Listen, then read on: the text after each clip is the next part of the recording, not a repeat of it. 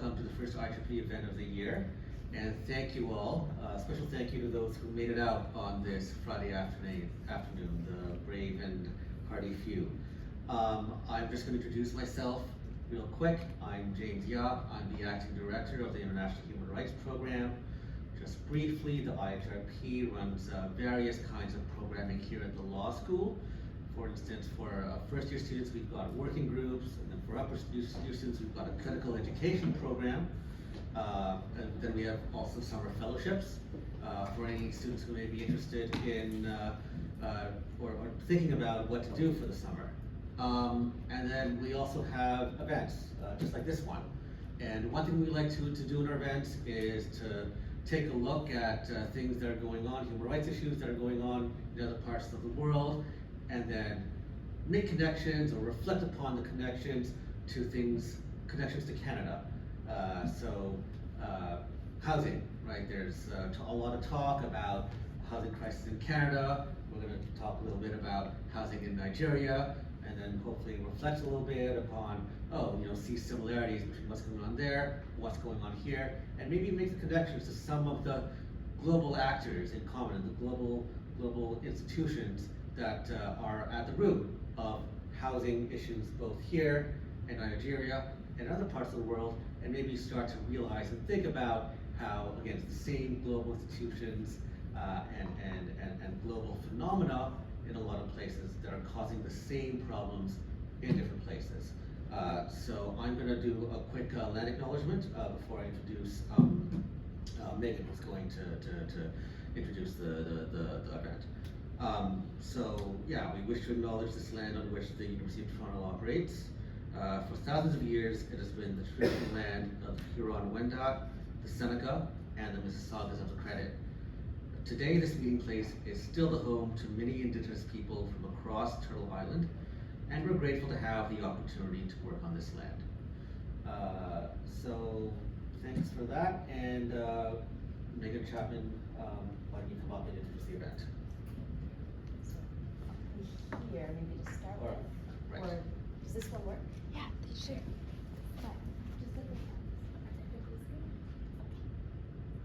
Perfect. Okay.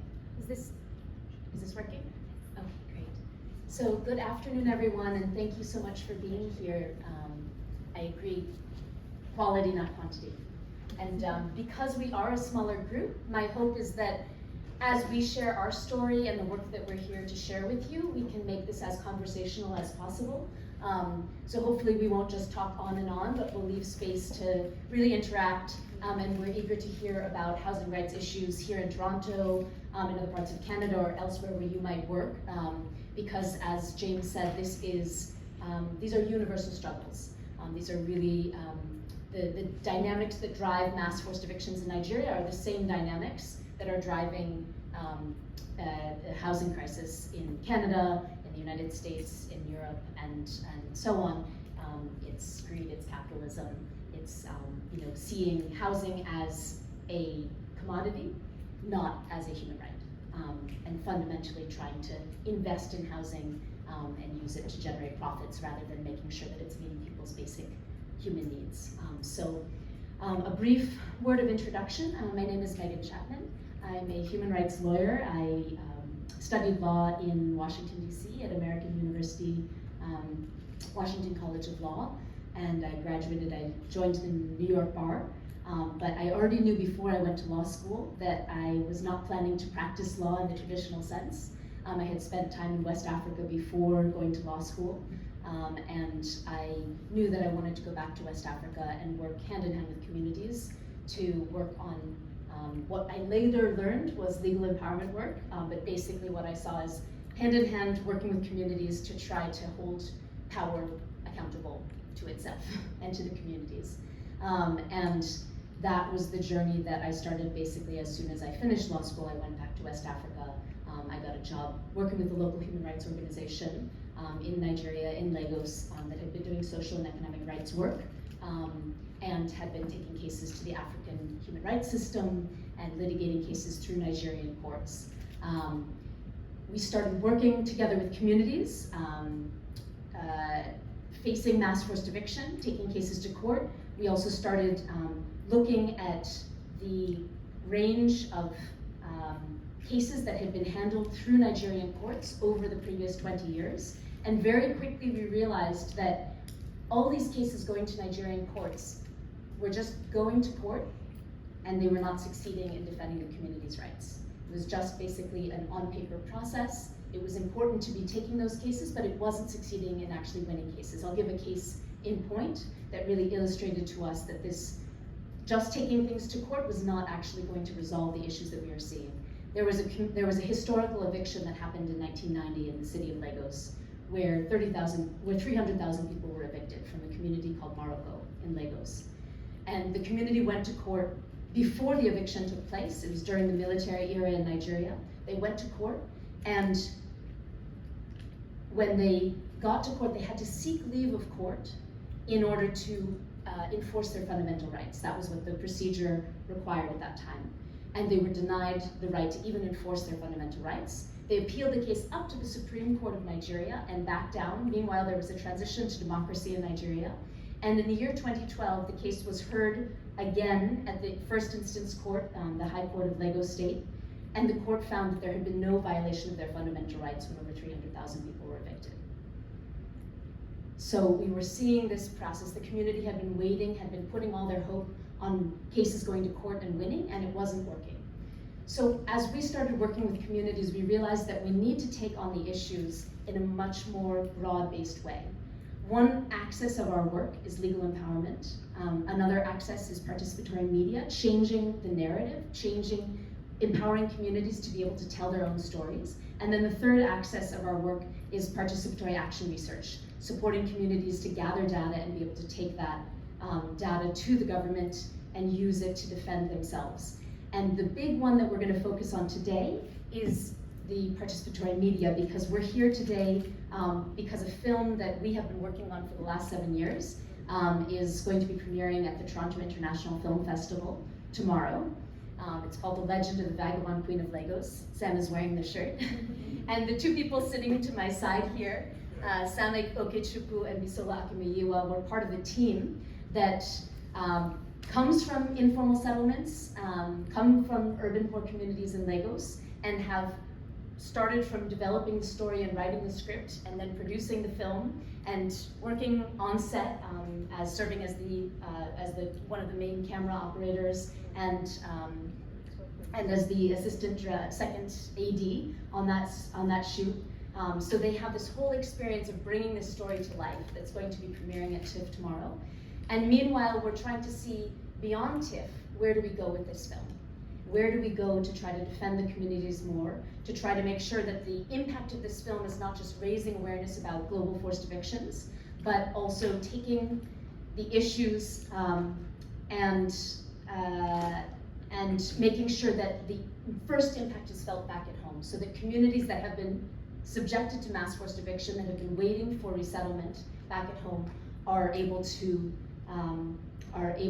see themselves actually resettled. And so that is a journey that we are just embarking on. So I'm going to start by actually showing the trailer for the film, and then my two colleagues, Bisola Akinmuyiwa and Okechukwu, are going to talk about their stories. And we're also very lucky to be joined by Adrian Di Giovanni, who's from the International Development Research Center here in Canada, and has been a partner and supporting our work, specifically our participatory action research, over many years.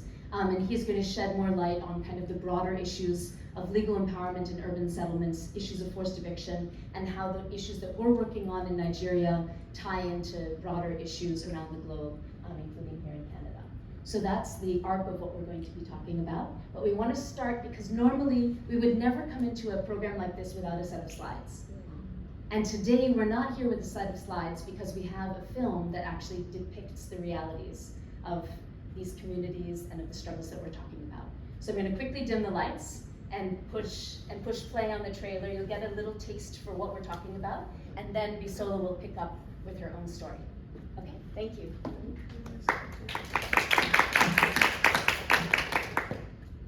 Monica, if I don't get this right, you can tell me.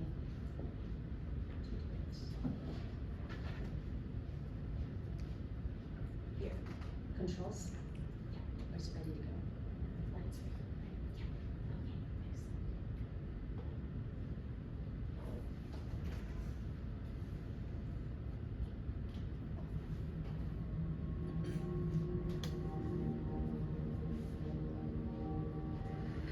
to read now, we can't give that. So, and I just take up the door announce this and say, in one demolish community there, where they for waterfront area in the next 7 days.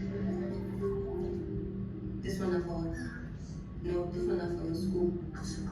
This one now for my market. This one for our house. 7. So as fishermen, we expect them to know the bigger fishes eat the smaller ones. Everything they talk already. They won't scatter that what they do community.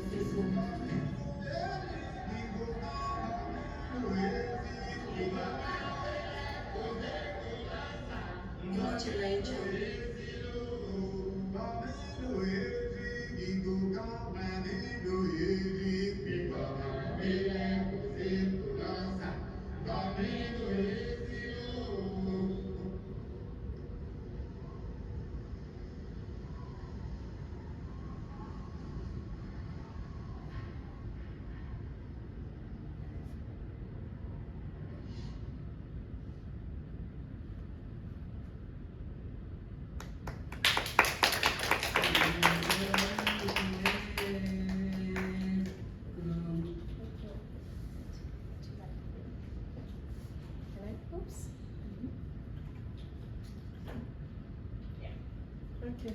Yes, please go ahead. So, good afternoon, everyone. Let me quickly introduce this format of slam that we usually use in our community. They say information, power. So when I say information, you say power, power information. Information, Power. power, Information. So I'll try to pitch a bit before I introduce myself from what we just watched. They say that so we hear, that is how we had the information that we should leave our community in the next 7 days. So one thing that I just want to pitch on is everything that you saw there is actually our stories. That is who we are. My name is Akinmuyiwa Bisola. I'm from one of hundreds of informal settlements in Lagos, Nigeria, called Vagabond Community in Apapa Axis. So in years past, we actually received a notice from the Lagos State government giving all the informal settlements the 7 days to pack out from their own houses in terms of they want to occupy the land. And this actually make us to lose control and devastated without even knowing what we want to do. And at the point of the struggle to try to know what should we bash into, seeking for legal advice. And we actually have this community called Otodubame, which is one of the informal settlements who actually fall a victim. But before I will take into that, let me just take you back a bit.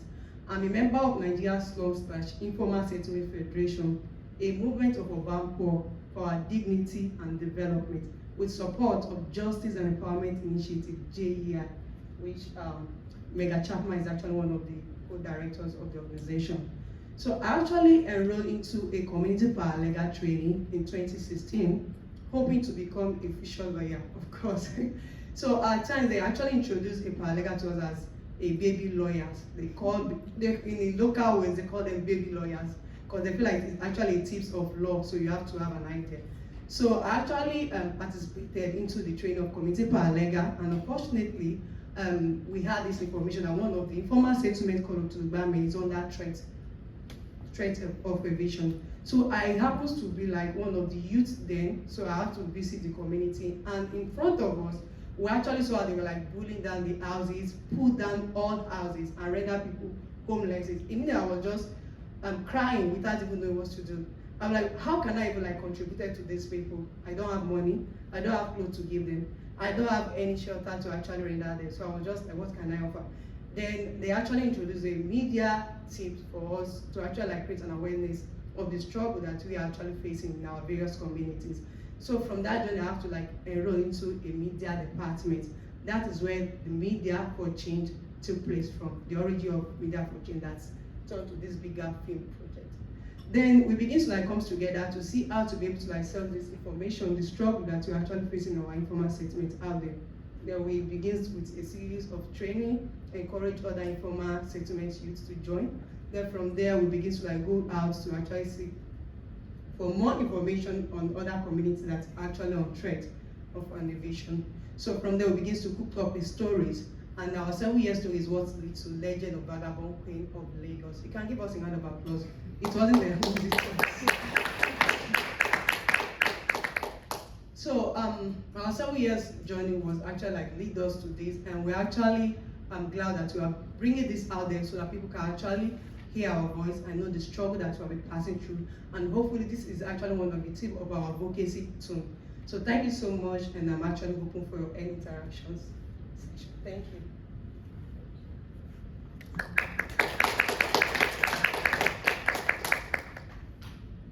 Okay, my name is Samuel Okechukwu, and following from where Bisola actually pointed out in terms of building media team, a collective whereby we can tell our stories from our different communities. I was one of the person trained around the period of 2017, and at that time I only knew just a little in terms of the media work, and that way I was able to still practice but still report in terms of things happening in our communities. And this was put together because many of our mainstream media put narratives about different communities and then try to paint it bad. And you know, with this happening, we didn't really have a voice to tell our stories. That way we had our media being brought up, and then from different communities, we are able to report realistic stories from wherever we are, around Lagos, around Nigeria, and then even Africa, because we are also connected with Slum Dwellers International. So within the time frame where I joined, we started the process for the Legend of Vagabond Queen of Lagos, and then the writing process, to the scripting, to then how we were able to go to communities to find different characters. We were able to use most of the community members, because then we want to portray it as realistic as possible for people to actually watch it and see that these are people from communities and not mostly outsiders. So putting it in a way that shows the real story, and at the same time what people are facing in our communities.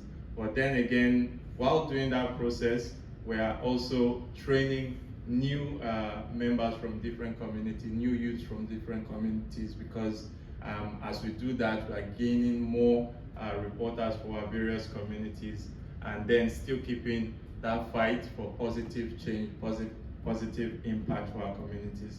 So yeah, thank you so much. Thank you, Bisola and Sam.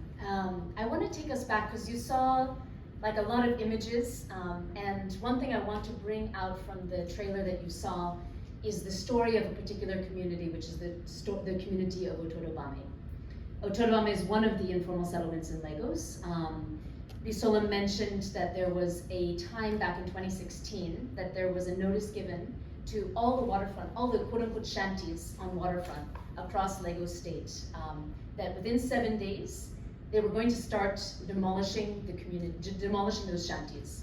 And it wasn't like a notice that was given to people, they were brought a paper, like an actual official notice. It was just the governor going on radio and going on television and announcing it. And so when you watch the film, you'll see it says based on true events. And it's that story that we trace. And then of course, because it's a narrative film, it gets blended with some other factors. You know, we really go into depth about the role of money and power and, you know, different people. So there's a whole lot that gets woven into the film, but the true facts are based on this story of what happened to the community of Otorobame. So when the 7 days notice was announced, Sam was mentioning the way that communities are smeared before there's anything like an eviction. So what happened in this particular case, we know that forced evictions are about land grab. It's about people in power who want to take over the land of less powerful and less privileged people. That is what forced eviction is all about, and that was what this particular set of evictions was all about. But what they did was they took advantage of a particular kidnapping incident that had happened halfway across the state. And so the kidnapping had happened on the far extreme end of Lagos, but they now said immediately following that kidnapping incident that they were going to start going into all these dens of criminals and, you know, and evicting and demolishing those shanties where kidnappers were hiding out, even though of course that had nothing to do with the kidnapping incident. So it's this kind of smearing and misportrayal, deliberately painting a particular picture of those communities that we've watched the government do again and again every time they want to carry out an eviction. And so I want to tell the story of how we worked with the communities to try to fight against that eviction and how the community inspired this film. Because this film is actually an optimistic story. It's a story of a community struggle, and it's a story of what communities can do when they stand up and face power. So what happened was that when the announcement came out, the federation that Bisola mentioned, which is a slum dweller federation, had actually already identified communities and done mapping across communities all across Lagos that were waterfront communities. And so we could quickly identify 40 communities that fell within the definition or fell within the threat that was issued by the governor of Lagos State. And so what happened was that within a day from that announcement, the Federation volunteers went out to the communities, invited them to come down to a central location and sit and discuss the issues. And what did they do? They decided they were going to issue an ultimatum to the governor. They wrote a letter to the governor that was signed by those 40 communities saying, please retract your 7-day notice. And the governor didn't take any action. So they went on mass protests, and there were a series of protests that took place, and they were promised meetings with government. Nothing actually happened, and so eventually they went to court. And before the community of Otorobame was evicted, the court, because of the publicity, because we'd started to actually raise awareness, because we had foreign embassies that were paying attention to what was happening, and it was getting carried in the international media, the court felt enough pressure, and also because the community, every time the case came up in court, there are pictures that I would love to be showing you right now, where you'd see the entire court packed with people from the community, and they were so plentiful that they couldn't even fit inside the courtroom. They were also sitting outside, filling the entire foyer outside the courtroom. And the pressure was enough that the court actually issued an injunction saying that the government couldn't go ahead and demolish those communities. While we were actually in court getting that injunction ordered, there was an attack on the community, which is represented here, where the government basically hired local touts to come in and start causing violence in the communities, and then use that as a justification to come in because they started setting houses on fire. So they now came in to the community and started doing the eviction. And we were taking the court order down and like showing it to them and saying, you know, this is a court order saying you can't carry out the eviction, and they were still proceeding in violation of the court order. And yet, because the community was standing up, they were continuing to struggle. The next, a few days after that first demolition, they were back at the governor's office doing another protest. The international media was there. They were raising the alarm. They were not backing down and just allowing the bulldozing to happen, allowing the land to be taken over. Because of that pressure, what happened was that the government did back off, and the community was able to start rebuilding back. And for 5 months, they held onto the land, and they were able to build back the settlement, the community that had been there. And yet, what we've discovered is that when the community stands up, that's when you also see power bared all the more, and you see kind of the repressive forces come out all the more. And so after 5 months, we saw that the court process was continuing. We had been ordered to go into court-ordered mediation, And we were supposed to be meeting with the Attorney General's office and discussing the issues, discussing the threat.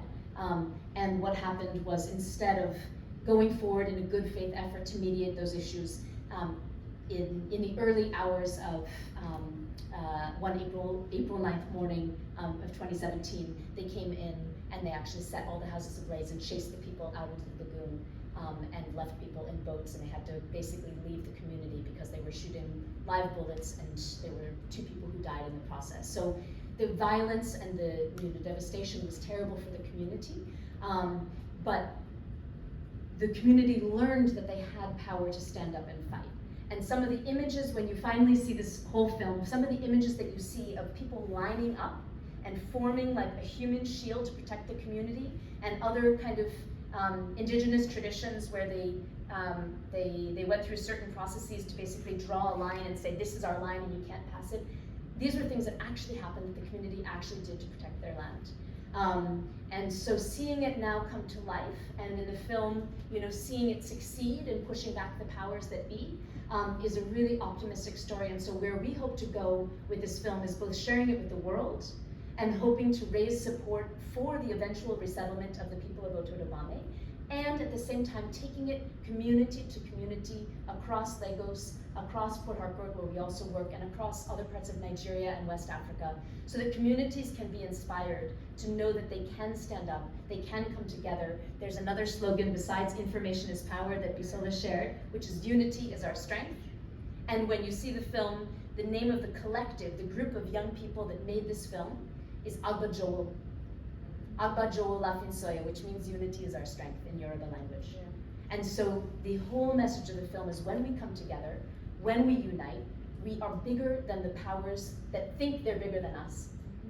We're bigger than we're bigger than the money, we're bigger than the corporate powers that be. And I think that's a message that should resonate, not just across Nigeria, not just across West Africa, but also hopefully in Canada, in Europe, in the United States, because these struggles are similar struggles, but what we need is that for the people who are being oppressed, we need to come together, we need to find our collective power, we need to find our collective voice, we need to tell our stories, and we need to stop the powers that are trying to corporatize and take over all housing and shelter and basic means of life and livelihood.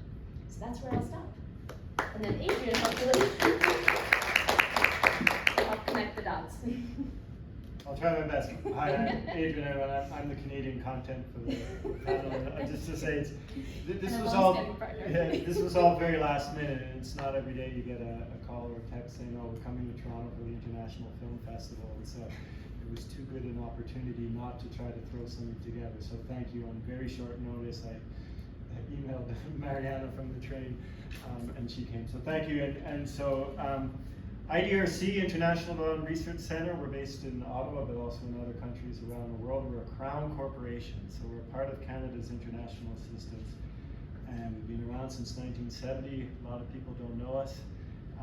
We start with a basic idea, and the stories we just heard really embody this idea, which is when knowledge and solutions to the big problems and challenges in societies come from people living in societies.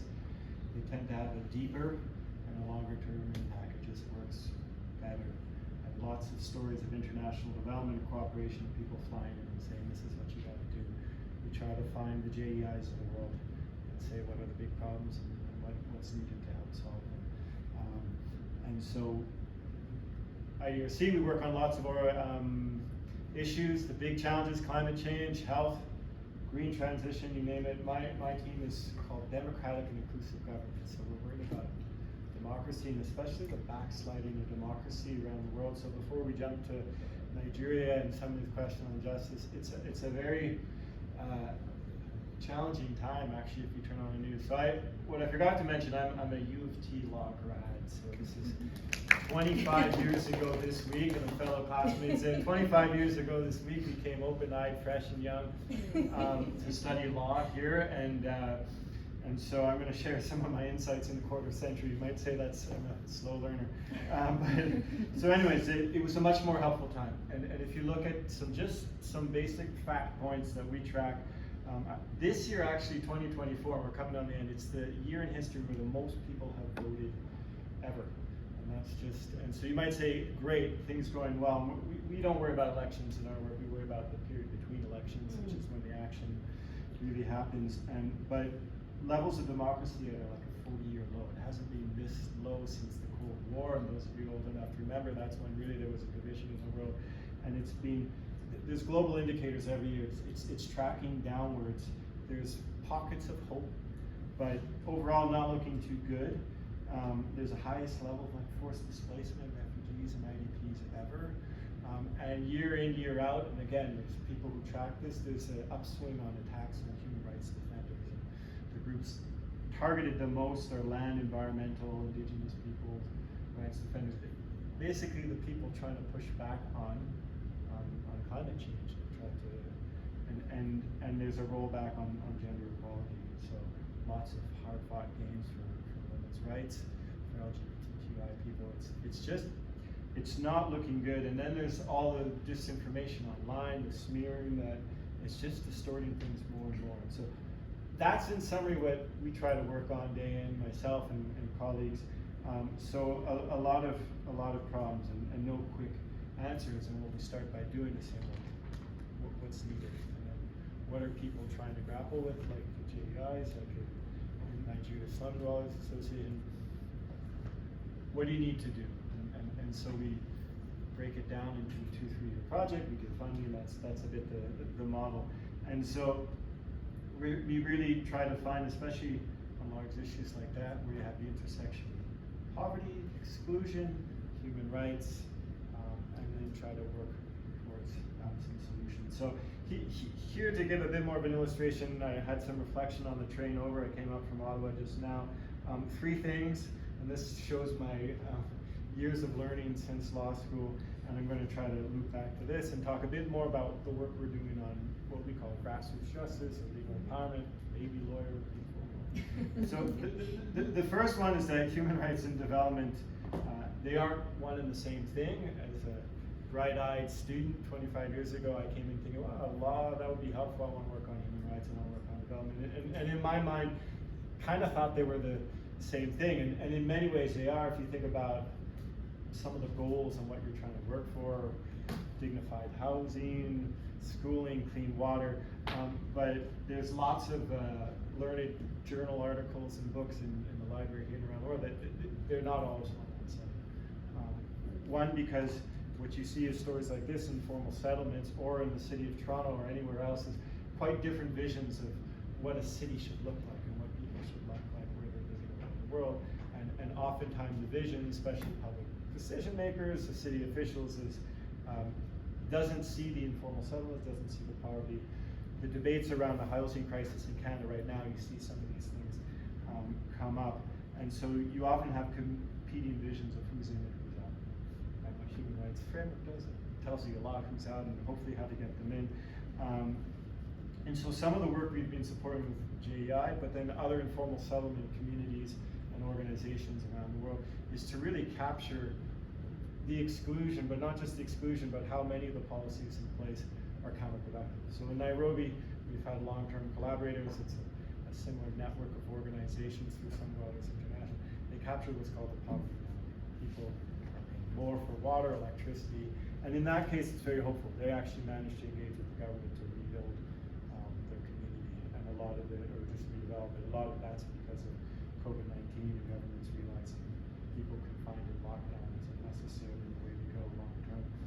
And Megan and team have been trying to look at the poverty trap. So what gets sold is good ameliorative public policies for building a world-class city. That's Toronto language, but lots of cities want to have a world-class city. They're finding that it's actually counterproductive. You're perpetuating poverty for people, but you're actually getting less economic growth, you name it. And so the cost-benefit analysis comes out negative if you want some technical language. So that's one thing. Rights and human rights development, not necessarily the same thing, and especially the processes for how decisions are made, who can participate in that. The second one, and this one is almost too trite, but law and justice are not necessarily one and the same. And so there's many laws on the books that there's a gap either between realities on the ground, they're not applied or implemented in any way or any proper way, or as I think the story that Megan was trying to tell, they drive injustices. Legal systems, laws are very powerful institutions, social forces, and not always trying to take the best interest of everyone in mind, if you want, even human rights. And so, and what we've been doing, myself and other collaborators with teams in about 10, 11 countries, and Megan's been part of it, all working frontline with informal settlement communities. You hear again and again the story of, oh, the government said, in the name of a public purpose, or in the name of the environment, we got to raise this community. And that's cases where public laws, administrative, regulatory laws get used to drive exclusion. That's one. The other counterpoint to that is, by and large, justice systems are not set up. They're not fit for purpose. They're not set up to meet the overwhelming majority of legal problems, justice, however defined in the world. Our models, especially in common law system, is, you know, to hold the king to account in England centuries ago. If you look at modern world and the kind of complexity of modern life, we're not getting it. And some of the work we do at IDRC, and we engage in global processes around sustainable development goals and access to justice for all. There's a global commitment. There's been a real recognition in the last 7, 8 years, although it's been there longer, but maybe there for centuries. Judges and lawyers and courts aren't the right way to meet the large number of unmet legal needs in the world, which rank in the billions. More than half of people have a legal problem, they don't know what to do about it. But it's only since the Sustainable Development Goals came out, for those of you who know about it, that for the first time we got a more accurate idea of what are the legal problems out there in the world. And that when you have legal problems, maybe housing with your employer or neighbor might drive other problems, social, economic, and they might be linked in a cycle of poverty. Intuitively, that seems like an obvious point, but actually it's something that no one took the time to figure out or to measure or to quantify, because lawyers do a lot of good case-based research and not empirical research. And all to say, we've essentially been flying blind and not quite understanding. And the analogy I always throw out, because I mostly talk with lawyers in my day-to-day, it's most focus on justice has been like thinking about hospitals and surgeons, when most of your health issues, maybe you just need a public health worker, a nurse practitioner, a doula, midwife. You don't have to go to the hospital for everything. And that's what happens in Canada. Everyone goes to the hospital because they don't have a family doctor, the whole system breaks down, and it's even worse where in most systems around the world you still need lawyers to solve very basic problems. And so we're trying to tear down the legal systems and bring it much closer to people. Something called people-centered justice is a way or legal empowerment. And so then the last bit I want to just end on is that you need more than lawyers and justice systems to ensure human rights, to ensure justice. Again, very basic points, and I think what you've heard from Megan and Vagabond Bisola, thank you all. By next Tuesday, I'll get you going. We're meeting up and doing this again in Ottawa next week. Is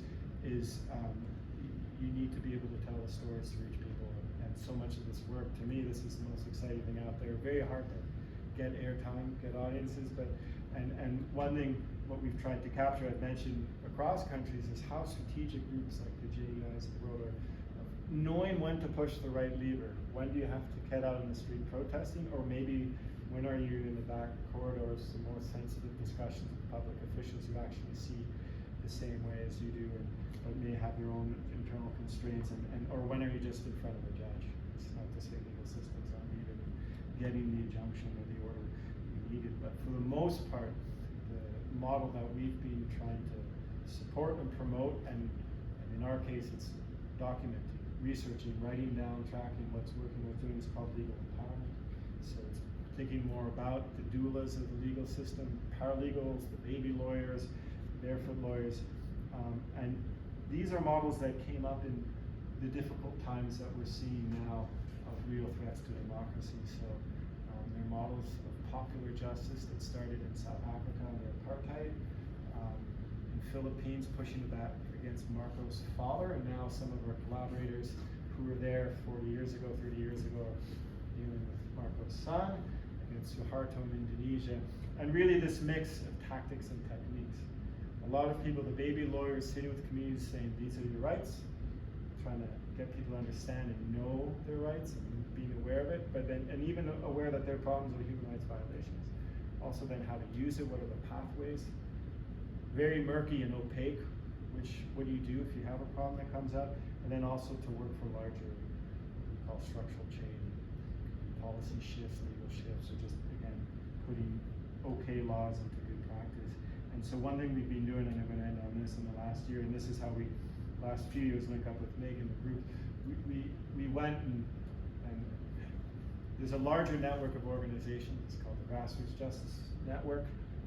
Megan's the lead member of that part of it. They're linked across the world, hundreds of organizations. There's a group called Mamati that leads it. They developed what are the 4 or 5 main questions that everyone's asking across countries, across different types of issues, so formal settlements across countries, people working on indigenous or rural land rights, land grabbing, people working with sex workers, people working with LGBTQI communities or feminist movements now facing attacks, working on gender justice, and they really came up with a few questions, and I had to write them down because, and one is this idea of how do you build community power so people can push back when they're under attack, and as you've seen, that's very fraught, it's very dangerous. How can you get people to participate in decisions that and large majority of cases, people on the outside looking in, there's many decisions about their lives, like we're going to demolish a community, they don't even hear about it until it's too late. And then how to engage the state. So much of, if you're talking about human rights, you're talking about law, and especially public law, that's a framework of citizen to state, or state to people in society, and sometimes it is a more collaborative, let's work this out together, sometimes you are bumping heads, and what's that balance? When are you pushing on this lever? And then what's working to contribute to higher level systems change, addressing inequality or exclusion, or pushing back against repression, closing states. And so what we've seen in the time that I've known Megan and her teams, it's actually, I hear harder stories coming out of places like Lagos, and then it gets echoed across discussions. I have people day in, day out. And so this idea of strong and resilient democratic institutions, these kind of grassroots justice strategies we think are a key part, but people are so busy trying to put out fires, no one has the time to document, to write down, to build up what you call an empirical base, whereas people working, as I said, on health, agriculture, they've been doing this for decades now. So that's a small contribution to insert yourself. And so anyway, these are the inspiring stories, and so just a word of congratulations to you guys for being here in the first place. So thank you very much. So we don't have, thank you, Adrian. So we don't have time to write down all of the stories of our work, but we have time to make a feature film. But I think that Adrian really painted a broad picture, which helps us to kind of localize these issues that we're talking about that go down to individual community levels, you know, are global issues, and there is a much broader community of people working on this.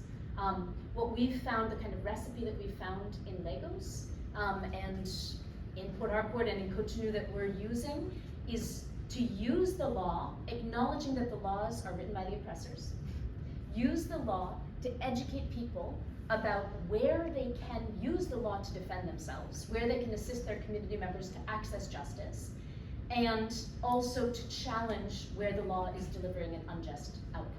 So that's where we use the law to educate community paralegals, and those community paralegals are the building blocks of community mobilization.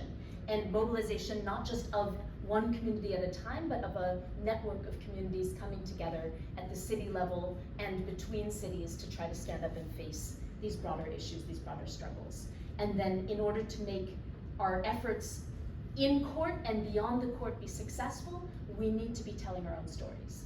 How do we do that? It's through participatory action research. I learned this term from Adrian after we'd been doing it for a couple of years, and I said, oh, there's a word for what we're doing. And then participatory media. It's people from the communities telling their own stories, people from the communities gathering their own data, interpreting the data, analyzing the data, and then using that data to show what is wrong and what we need to fix.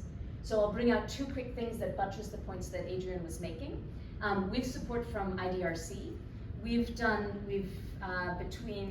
the year 2023, we did a survey of urban poverty and justice, and really urban poverty and injustice, across 5 cities in West Africa, 3 cities in Nigeria, Lagos, Port Harcourt, and Kano in northern Nigeria, Cotonou in Benin, and Senegal, and Dakar in Senegal. So 2 Francophone contexts, 3 Anglophone contexts. And the trends across those 5 different cities were very, very similar. And the trend was that a huge number of people who were among the urban poor, who went to informal economies, informal settlements, places where the informal economy is active, and we surveyed people. And in Lagos, as a case study, 75% of people had experienced at least one justice challenge, which is basically an issue you could take to a lawyer to get help if you had a lawyer to go to. 75% of people had experienced at least one. The lowest was 69% in Port Harcourt, and the highest was 94% of people in Cotonou. So the level of people who are experiencing injustice is huge. How many people are using the formal justice systems to access justice and to get relief from those problems? It's tiny. And that's kind of the bigger story. In Lagos, we asked about 4 different localized justice systems. One is the police, going to a lawyer, going to a government mediation center, a government service that's supposed to mediate disputes, and then we asked about going to court. And it ranged in Lagos from 10% of people having ever gone to the police to report a problem, down to less than 1% had ever gone to court to resolve their justice challenges. So you can see the gap. 75% of people in Lagos are experiencing justice challenges, and only 10% are even going to the police. Less than 1% are taking that issue to court. There are informal systems, but what is the formal justice system for if it's not serving the people and it's not serving the urban poor? And that's kind of a piece of the research that we're doing to kind of support community paralegals and people from communities telling the stories about what's working, what's not working, what we need to fix. So I'm going to stop there because we've covered a lot of territory, and we would love to have this be conversational and hear from you what you'd like to talk about, questions you have, issues that you'd like to kind of shed more light on. So can we start here? And I don't know if you need a mic or... Monty McMurtry, and I will admit, a student here many decades ago. And since then, 30 plus years in post-conflict development under the aegis of UN, UNDP, USA, and former country director in West Africa, which means the more I know, the less I understand, the more I understand, the less I know. And what I'm saying, and I'm humbled by what our Nigerian visitors have done or conducted in terms of their facilitation with this small film, which I hope will become powerful. But there's so many issues. I see 2 schools of thought, the Jean Sharp School and then the Frantz Fanon School, what is besetting Africa. And it's not easy, as you have ably articulated, in terms of justice, law, Potemkin, power, and it's power-based. And for the past 5 years, I've been based in Kinshasa, a village of 13 million people. And what you think is going on in Nigeria, and I did speak to their parliament several decades ago, not that it made any difference, but the point is, the African zeitgeist is on a point of inflection. The most precious resource in Africa is that of human capital.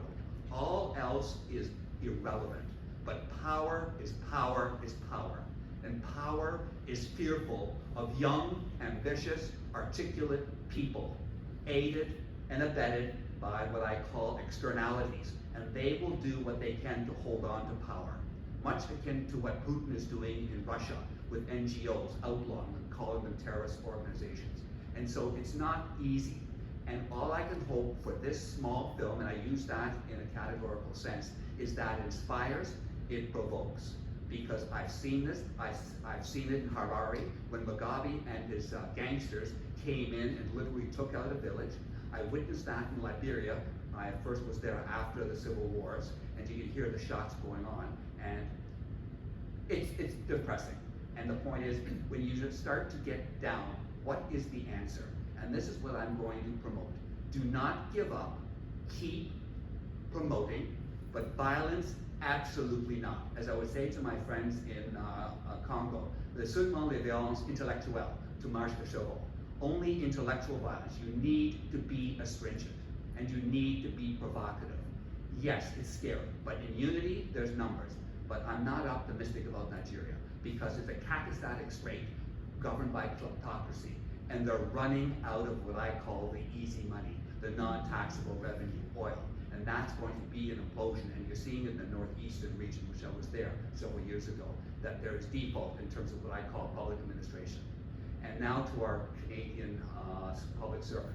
Canada can do more. Canada should do more.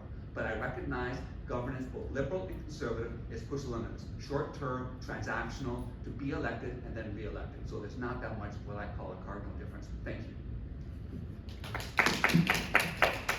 Well spoken. And I'm glad you mentioned Jean Sharp and Frantz Fanon as kind of fathers.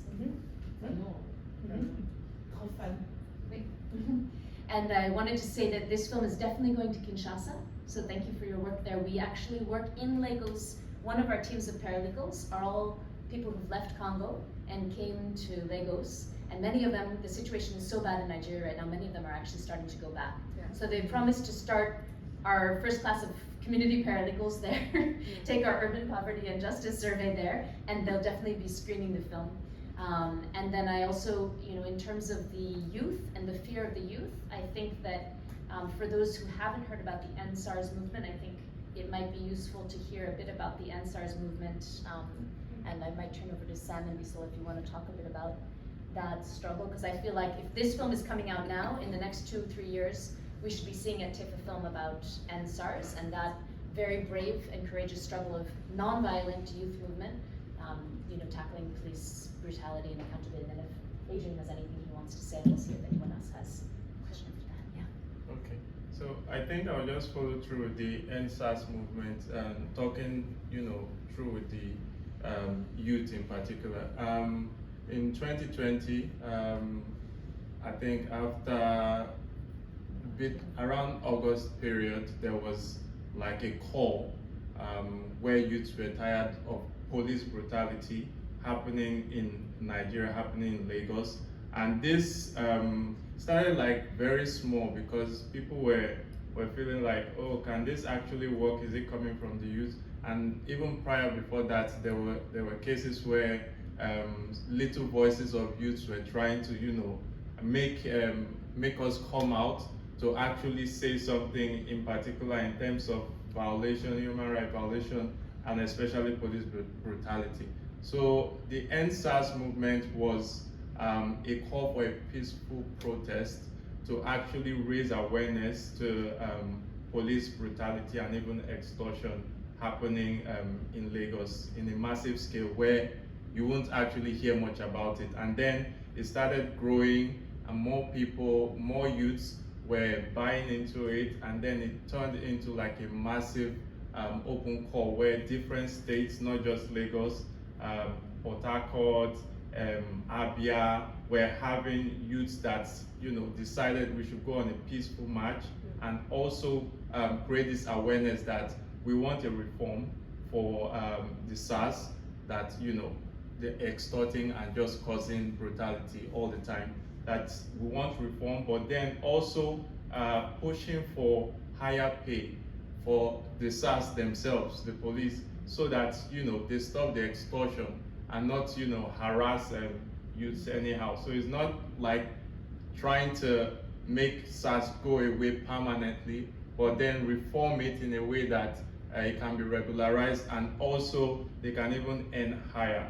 But then this is something like is like a movement, and then it's not stopping, because now it seems it's something that can be done, and we are still going to continue in that way. And looking at with the legend of the Vagabond Queen, as Megan has said, something about the End SARS will still come out, and then I think it will still fuel back that energy for the youths to still be able to push for positive change.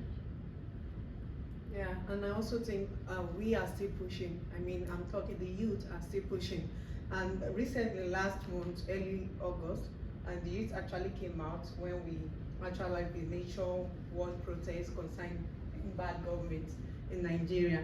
So youth actually came out from different locations, and I and Sam actually joined the protest, and whereby people view or individual community were being held on what they actually want the government to do. Maybe you guys might have watched it online or on social media news, but we don't give up. We keep pushing and we hope for positive change to come.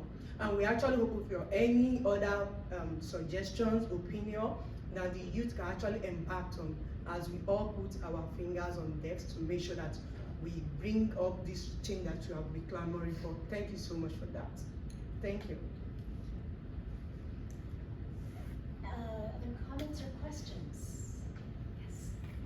Thank you so much for the presentation, I'm looking forward to watching the movie, and thank you, Adam, for asking me to come. I think we're all buried under the first week of classes. I had missed the announcement for the event, so thank you for your email. So I have had the opportunity to explore from an academic perspective the community paralegals initiative in two countries. One was in India, and I'm currently doing an analysis of this initiative in South Brazil. And in these case studies, I think there were two questions that came up, and I was wondering if you guys could speak to them in the context of Nigeria, especially this particular case from Lagos. One is, to what extent there was already a community organization that you could work with when you started the community paralegals initiative. And I'm asking that because from the Indian case study, what it came clear to us, and the NGO reported this, is if there is already a pre-existing organization on the ground, their work is much easier. If they need to go into the community to help them organize, then it's a lot more work and a lot more challenge to keep it running. So that's the first question. The second question is the relationship with the state. And I think here, I'm not sure if the Nigerian state is able to provide any kind of assistance, but the Brazilian NGO has had the opportunity to get funding from the Brazilian state to support part of their work. But of course, that funding comes with strings attached, and therefore there is always a trade-off. You get funding, which allows for certain things to happen, but the funding prevents you from doing other things. So I'm wondering if you could speak to these two questions in the context of this particular case. Great. Thank you very much. I might pick up the second one first, which is, I would start by saying every national context is different. We do a lot of exchange between Nigeria and other country contexts, most immediately with Benin, because we have, we support the same work essentially in Port Harcourt and Lagos in Nigeria and in Cotonou and Benin. But then we're linked with this broader network, two broader networks, Slum Dwellers International, which is across like 30 different countries supporting Slum Dweller Federations, which is really movement-based work. And then Namati and the Grassroots Justice Network, which is doing legal empowerment work. And what we're trying to do is essentially blend those two strategies and bring in the PAR and bring in the participatory media to kind of support making the work as effective as possible.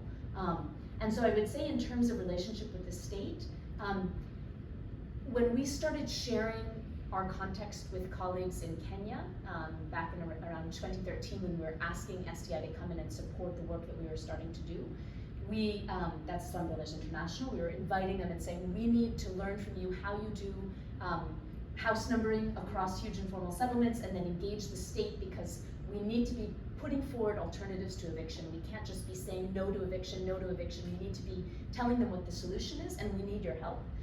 And our colleagues in places like Kenya were saying, okay, Nigeria, you're like, when we hear the stories of what you're going through, you're about 20 years behind where we were. And the colleagues in South Africa were saying sort of similar things. And in India, they're like, oh, you're 30 years behind us in terms of your relationship with the state. And so looking back to 2013, when we started doing, this particular type of work, up till now, we have seen changes, but it's forwards and backwards. And so we have moved from very antagonistic relationship with the government when there's evictions to trying, one of our goals in the overarching work that we're doing is we know we can't end forced evictions just like that, but we want to make evictions more costly for the government, so that they stop and they consider whether they want to go ahead with an eviction, or they want to negotiate and maybe find a different way. And so when we've succeeded, let's say in 2016, 2017, which is sort of a high moment in terms of community mobilization, outrage about evictions, the moment that's being portrayed in this film, when you get to that kind of high moment, you see that the government kind of starts recalibrating their approach, and in the several years after that, we found a lot more willingness of the state to actually engage us. In the moment of conflict, there was no openness. But afterwards, you saw that new incoming officials would call us up, and we even got to the place where we were collaborating on research projects.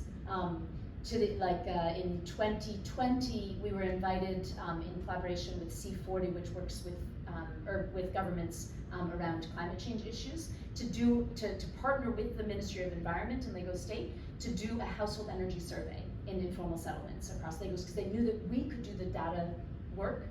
The communities were engaged, they were the ones collecting the data, and the government wasn't even going to go to those places. And so we were able to get to that place. They started discussing with us around doing kind of planning towards in situ upgrading communities. And that really for us is the goal, is to get to that place, but it's not like a linear process, because we started into the process of actually working with the government to develop some upgrading plans for communities like Makoko, which are stilted communities above the lagoon, started seeing progress in that, and then there was kind of a shift in the balance of power back towards the government. And so after the most recent elections, Adrian was talking about the backslide of democracy. That is certainly the path that we've seen since 2015 till now in Nigeria. And in 2023, there was a very devastating election, devastating for the youth who had come out during NSARS and then put all their hope in a black horse candidate who looked like he might win the elections. And then the election was essentially stolen, and there was a real backslide at that point. And since then, what we've seen is basically as soon as the current administration took power, they just started evicting communities. And the communities they were evicting were the same communities who they'd been discussing participatory upgrading with a few years before that. So like Koshofe area of Lagos, there was an eviction a month after the incumbent government took office. While in the lead up to the elections, it's been going to those communities and making promises. And then there was another community called Oto, the Oto communities that were recently evicted, where there had also been plans. And the community that survived that eviction threat was a community that had held back, and they'd been basically holding off on giving their consent to the upgrading process because they wanted to negotiate further. So everything is kind of these, you do go in and out of collaboration, but we're nowhere close to being funded by the government, and I don't think we would accept funding from the government that's on the first question. And I will answer the second one, but it looks like, nope. Then the second question, when we started working in Nigeria, we started in 2011. My first trip to Nigeria was 2008. In 2011, myself and my partner took up jobs as fresh law graduates with a Nigerian-based human rights organization. And we were eager to basically be doing the work with the existing structures on ground. And unfortunately, what we found was that some of that particular NGO that we were working with was essentially replicating some of the power dynamics vis-a-vis NGO community in a way that we couldn't see doing the work that we need to do in partnership with communities to really build the communities to lead their own struggles. So after kind of an experience there, we went on to sort of start our own organization and to support the development of this community movement, the Nigerian Slum and Informal Settlement Federation, but working with an infrastructure of communities that had already started to come together and exchange, but we needed to be sure that in everything we were doing, the communities were at the front, and that we weren't replicating power dynamics where there was, kind of a sense of, someone who was like the savior of the community coming from outside, because that's not ultimately going to, the solution has to come from the communities, and the communities we work with they're where we learn. They're the ones who have their own solutions. It's just us coming in and supporting those solutions.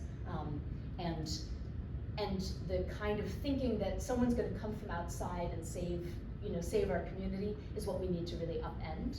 And so for us, there was an existing infrastructure of communities exchanging, but there wasn't an organizational structure. And we very carefully made sure for training community paralegals, we don't work through kind of the existing power structures in the community, because otherwise those paralegals are unable to confront power when need be. And that's, I think, different than what all community paralegal programs do, but it's what has worked for us. So we don't go through the community chief ballet to select the paralegals who are going to be trained. We don't go through the community development association. We like work in the community doing different things, and the paralegals kind of apply themselves and then become part of the infrastructure of mobilizing their communities. But otherwise, it's harder for them to kind of be, to resist or to confront power when need be, if they're kind of aligned with those interests in the communities themselves. I don't know if that, yeah, and we can talk more afterwards. Yeah. Maybe just a few reflections on those questions. On community readiness, I think you have to distinguish between what I tend to call everyday legal problems, the kind of endemic things you're going to have a fight with your neighbor, your employer, your spouse, move on, or these large structural problems where you have, it's more a human rights situation, violation by public officials. On that one, in informal settlements, this we documented, and in a sense it's an anecdotal finding, but then we do these action learning projects, workshops where you get people from 6 countries who've been doing this for years. We'll say, what are you thinking about community participation? And they all say, oh yeah, the community has to be ready, and when they're not, it doesn't work. And then you do it again with people from a different mix, and so that it's fairly clear to take on these struggles, you need some kind of internal organization, governance structures, whatever, and when groups have tried it without it, it quickly falls apart. How you get to that community organization, I don't have that art, but the SDI network seems to, they really started from that, and it actually started with women's small savings groups, and then the women took power and they knew what they were going on, and so that's something. On the other one where it's the kind of more endemic, there's a few things. One, that seems to be, you can bring people in, and we supported one study in Sierra Leone, and was actually doing the cost-benefit analysis of some of these things. And people don't trust a lot of times their local officials, then the paralegal actually becomes someone of credibility. And then you find some more granular finding, like maybe you don't want someone from the community, but someone from the same ethnic region, because it resonates. And just on the relationship with the state, again, distinguish between these large structural problems and the kind of more everyday problems. In Sierra Leone, there's an ODI just did a report. They have a legal aid board that rolled out the first ever national level paralegal program. It's one of these good enough things where it's more effective and it's more cost effective. Every single study now that gets done in this handful, it's the way to go. You're throwing bad money away if you don't. And so if you have these community level, and they have a paralegal program nationally, and they were able to crunch the data. It's Claire and Marcus Manuels, and lawyer economists, and so that's a government funded program. It's the first time, like universal health, and there's some rich findings around that, and so there you can have a state-run system. I think that's more though for these everyday. It's in the same way you go to the community health clinic if you have a sprained ankle or something. And then on the relationship with the state, as I mentioned, we're supporting this learning agenda. There's 4 large questions. It's 17 countries, 12 different groups. That's a question that now, within the next 6 months, we'll have some kind of synthesis findings tracking across. And they did, and we were all sitting together in Nairobi a year and a half ago, and they put up sticky notes. Who goes to who, and a lot of times it's either the executive, the administrative state, or it's the regulatory state, I should say, or it's courts. Not so much worrying about policy reform, where actually a lot you hear about, let's get a new policy, let's get a new law. It's a lot more that dynamic between pushing back and trying to collaborate the way Megan captured very vividly. Do you guys want to? Would you care to comment on the darker side of microfinancing?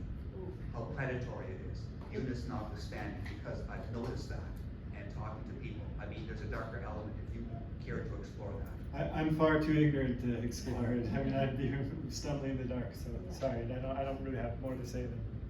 Yeah. And I'll be happy to talk with you about microfinance after. I started doing microfinance work in Cameroon actually, but I see a hand here and Juliet after. So why don't we take your 2 questions or comments and then we can do a round. Sure, I have a muddled question No, it's good. about the film and Mhm. the morals. Not having seen it, I can't Yep. guess. But, well, there are glimpses of who the heroes and the villains are. My question is about the moral script of the film and its relation to religion in Nigeria. Another thing about which I know very little. Although I do know that Yemi Osinbajo, when he was, attracted Buhari, it was not just because of his dominion in Lagos State, it was part of his role as a pastor. And so there's something there about power that belongs to or seems to revolve around organizations, none of which you guys have not mentioned. So I'm really curious about that. So when you were devising the script or revising the script, you had to make choices about what story you're actually telling. And they're always, in a feature film, it's maybe more of a less transparent moral story, but there is a clear moral story there.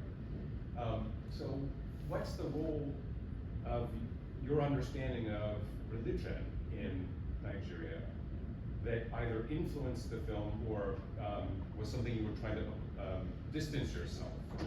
What's the overlap between conventional or evangelical religion in Nigeria and the story there about the experience of the people who were dispossessed in the informal settlements? So maybe we'll hold that question for a second, hear from Juliet, and then we can weave together the 2 in the interest of time, because I'm looking at our 4 o'clock. Juliet. Yeah, thanks a lot. Thank you for coming. Oh, thank you. I think the first question I have is in terms of positive representation of where the state has worked with communities, right, across Africa. Are there those examples where the state has worked with communities to have an urban renewal, resettlement that can stand as examples that we look to? Because I think a lot of times what tends to happen all across the continent is that we're fighting for something, but there's nothing we can look to that has worked, right? So whether it's police brutality, we saw from NSAS, we look at Kenya, like there's something there, the youth rise, but then the outcome that we can say this worked. So that's my first question. Is there something, I mean, the story of Otulubami and so many communities in Nigeria and across Africa, like it's so common. And with the new government, like you said, these were people that they were the forefront of democracy fight. They're human rights champions, like the so-called people that are in power now. So if you're having those kind of people in power also becoming actually more repressive than even like the military or, how do we find those examples? So that's my first question, right? And if it exists, I'd like to, I know there was something that happened in Egypt. I'm not really sure of what the true picture of that renewal program is, so that's one. The second question that I have is something, I mean, when you spoke about youth like that, to keep fighting and until the change comes, right? NSAS, I was very involved with that, even before it became the larger movement, like that whole talk around police brutality. And at the end of NSAS, for a lot of us, it was heartbreaking. Like for a lot of people, it was this, you had to kind of cut off from Nigeria to even exist, right? Because the lead up to that was so powerful and it was nationwide, right? But we had a government that opened fire on youth, on armed youth that were like reciting the anthem and like obviously still very difficult for some of us to even go into that. But that happened and no one was held accountable, not one. And these same people are now in power. And the recent protests End Bad Governance that happened, as of this week, they've reeled out the names of some of the youth that came out for that. And they're branding them as terrorists. as of this morning, there was a directive that even if Showore lands and a couple of other people, right, that they should be arrested. So how does the Nigerian youth population that we know what they're capable of, brilliant, hardworking and all, how do we how do they rise from that?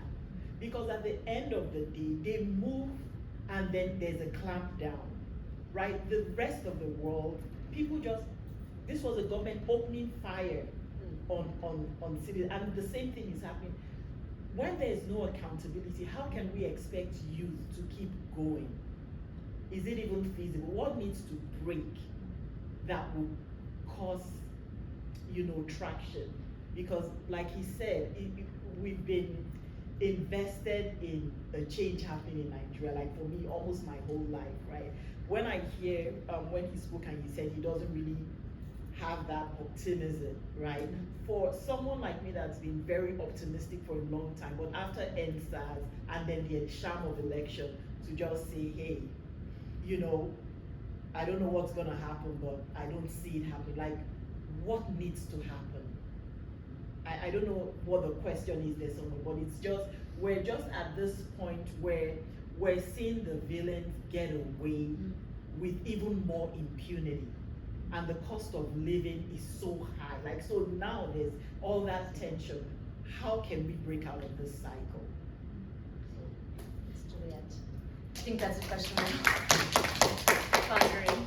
Let me turn over to Bisola and Sam to respond to the question about kind of the role of, do we reckon with religion or spirituality or indigenous, practices in, as part of the power analysis that we did in the film and the script writing process, and then Juliet's very big questions. All right, thank you for the questions. I'll start with the religious part. In terms of that, when we were writing, actually it was actually a big discussion within the group, because we didn't want to push one part of the religious, we had many, or we have many in our country.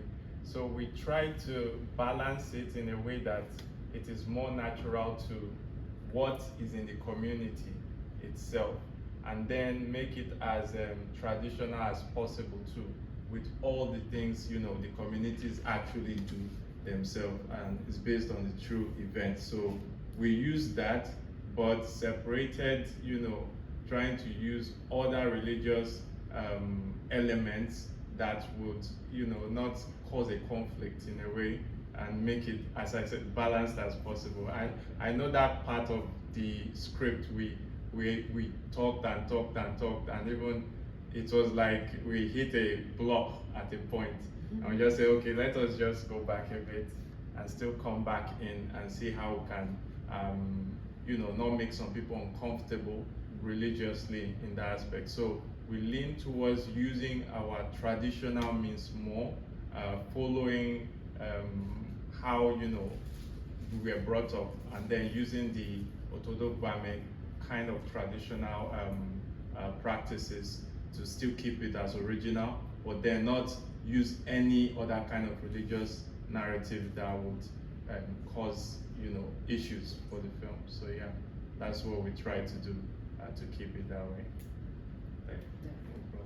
Okay, so in addition to that, Sam has actually deep into that much. So these are actually the process of how most of our community looks like in terms of tradition. If you actually take your time tomorrow and come to watch the full movie, you actually have a better understanding of this is actually a costume that the community itself believe most. So of course we have Christians, we have Muslims, we have other tradition stuff. But the one that actually brings the community together and make them feel like there's a unity, and this is actually start like a protecting stuff.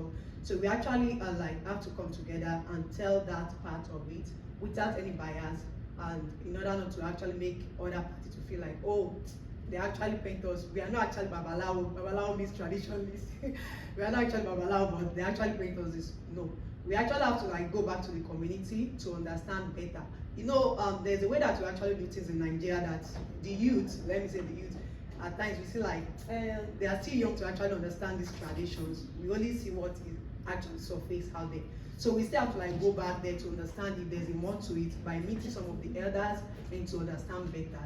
So we actually try to like portray what we are actually into in our local community and what actually keep us together, what makes us unite.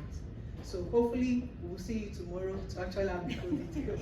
Thank you so much. So let me quickly take the last question of yours on maybe your curiosity, like what can the youth do more after all this oppression. And so these are actually be a biggest conversation between me and my colleagues at our wider area. But permit me to actually like pitch back a bit in this last protest. Now, when I wanted to go out for the last protest, there is actually a commotion, right? Then, and to the extent that some of my uniform personnel have to like call me, hello, Bisola, I hope you are not going to that protest. Don't go, because if you go, there will be this, there will be that. Then there was this fear in me. And some was actually like, I don't know that I need to go, or because of this call that we have been receiving. And some of the youth were actually like discouraged. We supposed to come out in numbers. But because of the threats, the social media reports, you hear from this, you hear from that, the state government said this, the Babato they say that, there's this fear in us. Then we could like, okay, let's just try this. Then that day, I and Sam actually take the bold step to actually, we have to like track down. You have to see how Lagos look like. Very early in the morning, there's no single box out there. And the only thing that you could see is this Nigeria police motto, this thing everywhere, one, only their siren, just to cause that fear in us. Then I have to like trek all the way from where I was like residing, like down to the office, trek. Then I began to like, even though I was scared, then when I get to the office, I met with Sam. And Sam was like, so I don't think we, but we have to like waited like about 3 hours later, then we have to trek down to Ojota. You know Ojota. Then we trek down to Ojota and we actually find a numbers of youth protesting there. Then we keep on reporting, like taking pictures, taking videos, then we keep on reporting. Then some of our youth actually get more confidence. They got their courage. And they were like, assuming that I know, I wanted to come out. They assumed that I would have just come out to join you guys. Then the following day, we step back to see then other youths actually take charge. Those people that feel like reluctant to go out because they were scared, they actually came out and tried to like participate in the rest of the protest. Now, this is my point. We coming back on a track of change is not actually a day journey. It actually takes us a time to be able to like give orientation to one another, to be able to like build this confidence in one another, to motivate one another. Because most of the youth are actually like relenting and they feel like, I don't think this Nigeria will work for good. As it is now, this is actually like the youth believe, because we have tried SARS, it doesn't work. We have tried the last white nation protest, it doesn't work. So they feel like, so we need to like step back a bit and do strategy. Then try to like encourage one another to see how best to actually make this change. Not just to youth, to also some of our uniform personnel, because they actually use this people against us more. Some of them actually know the truth and they're willing to follow the truth part of it. But however, we need to engage all these people. We need to motivate one another. We need to come back to strategize and build this frame of change that we'll be hoping for. Then with time, it will come. Things may be looking as if it won't change, or things may be looking like, oh, these difficulties will continue, but with times it will change. So these are actually our present planning. Hopefully, we'll try to like implement it in the future. Thank you.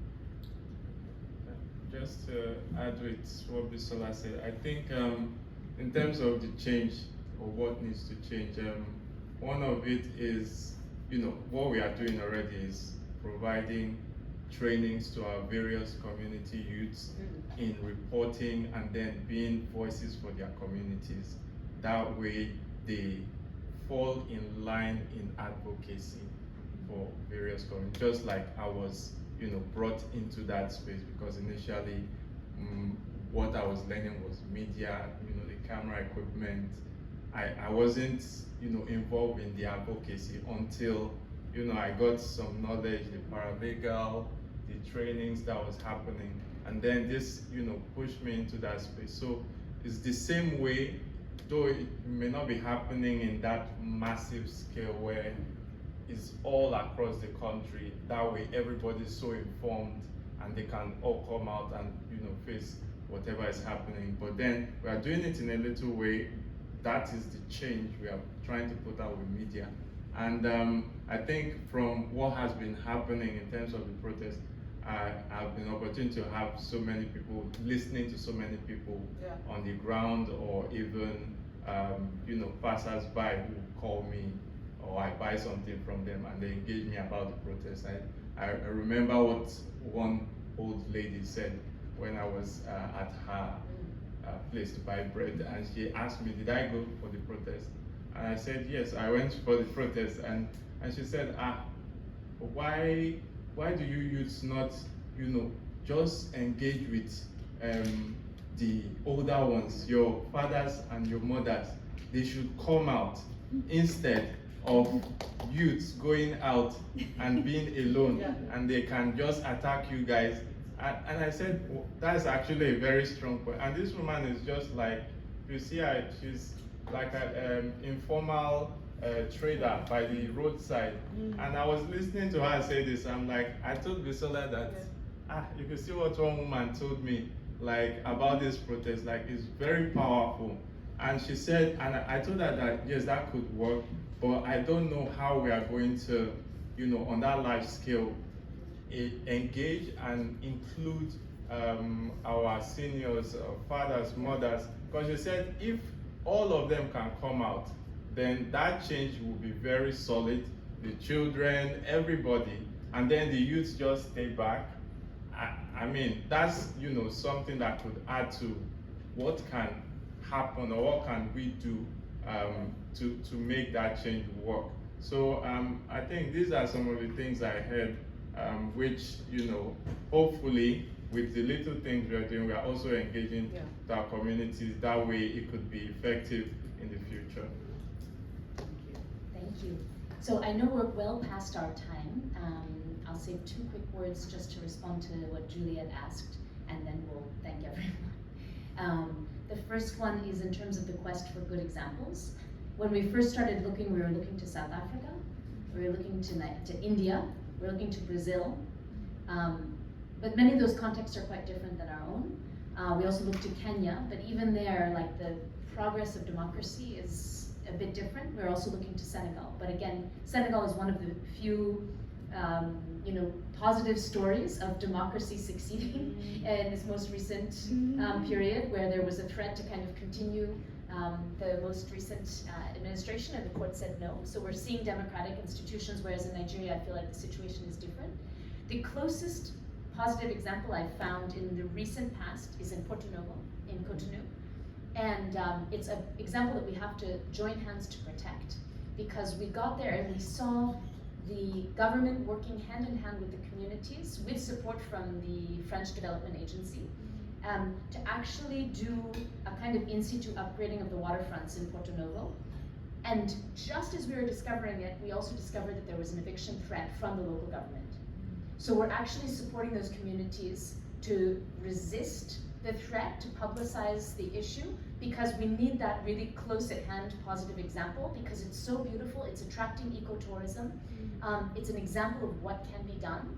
And if it fails, if it turns into an eviction and a land grab, then we've taken steps backwards. So every time we see a good example, we see something being done well, we need to also come in and support and be on ground to make sure we're not just seeing the nice pictures, but we're actually supporting the success of that project to carry into the future. And then my second point is just, I 100% support the mummy who told Sam that we need to make this intergenerational. Because the truth is, activists in the United States, activists in Kenya, activists in Nigeria, we can't just look to the youth to solve our problems. They can do it, but they need all the older generations to support them, as well as the new up and coming generations. Because there's something I heard in Nigeria, each generation, I think it's Chidi Odinkulu who said this, each generation has its experience.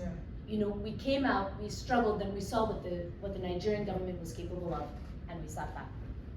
And if we keep doing it, we'll keep passing the problem from one generation to the next.